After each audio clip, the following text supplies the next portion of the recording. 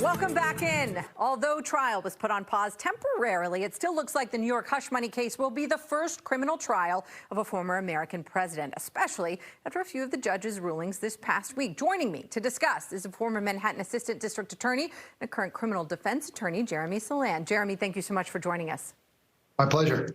First question off the top. This is a straight misdemeanor case, 34 misdemeanors here in the state of New York. What's your assessment of the criminal case here put forward by the DA's office? It's actually 34 felony charges. It's because the underlying allegation is their intent to commit another crime, another felony.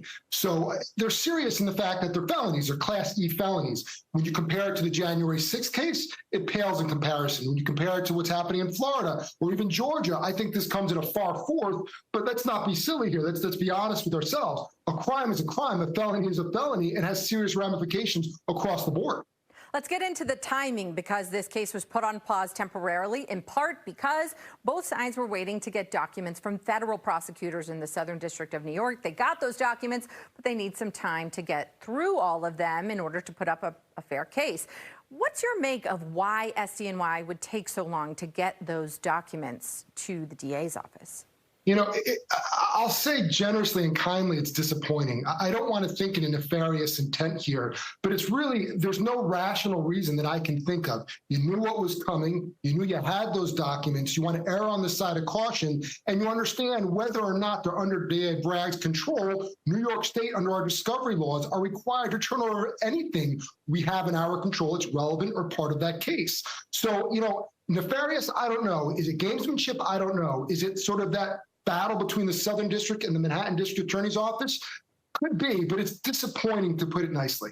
Do you think it's realistic that this case could move forward in April, especially given the judge's recent evidentiary rulings? You were in this office. You have a sense of how quickly the judges can move here, how much time they'd need to go through documents. What do you think about timing?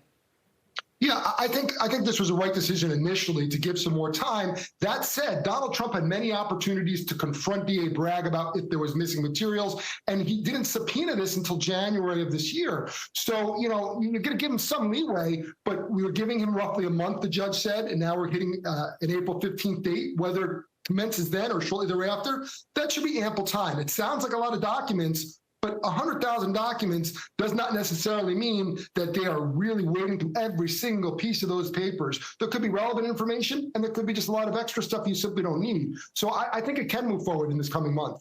What do you make of the judge's evidentiary rulings that he made that seem to indicate you kind of were barreling toward an April trial date here? He decided that former fixer Michael Cohen will be able to take the stand.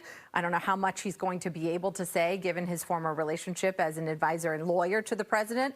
But what do you make of some of those evidentiary rulings and what that says about the timing of trial? Well, you know, I think Judge Merchan was very clear, and he had to parse some issues out were quite interesting. For example, is this an advice of counsel defense or what Donald Trump called the presence of counsel defense? Can you cross-examine Michael Cohen? Of course you can, as to his credibility, but you can't bring in hearsay and say simply because there's some possible determination elsewhere he wasn't credible that he can't testify. No, that's not the case. What the judge basically did when he parsed out all these different issues, with Stormy Daniels testifying as well, is saying that you can't bring some of this evidence to show that Donald Trump has a propensity to commit certain crimes, but you can bring in some of this evidence in a more limited way to show what his intent was, what his motive was. We heard that catch and release, or catch and kill, pardon me, scheme that was alleged here. So I think Judge Merchan did a good job to giving concrete answers to move this forward. We talked last week with our viewers about how former President Trump is trying to thread the needle here with his advice of counsel defense, right? He's saying, I relied somewhat on advice of counsel, but he's not going all the way over and saying he completely relied on it, because that would, of course, open up the door to waiving privilege. Have you ever had a defendant try to thread that needle on the stand? Have you ever had to deal with this issue, or is this something that is just uniquely Trumpian? Well, it's certainly not uniquely Trumpian. What is uniquely Trumpian, if you want to call it that, is he is trying to thread that needle. He is saying basically, I was aware and counsel was involved, but it's not advice of counsel, because if he says that, then all of a sudden that privilege that we have, like you have a privilege with a doctor that can't be released. You now have a privilege with your attorney, more importantly, but the same concept that can't be released. So what he's trying to do is say, I knew they were there. It wasn't my intent because I thought they were approving this, but not advice of counsel, because if we open up that door, it all comes out, even with or without the crime fraud exception. It could be opened up, and that's really problematic for the former president. And just 20 seconds at the end here, you've been before a number of Manhattan juries. How do you think they're going to receive this case?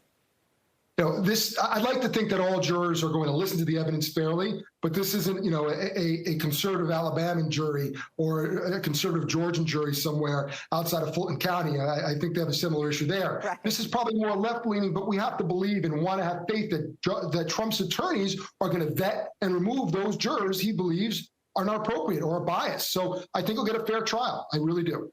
Jeremy Saland, thank you so much for taking the time to join us. My pleasure.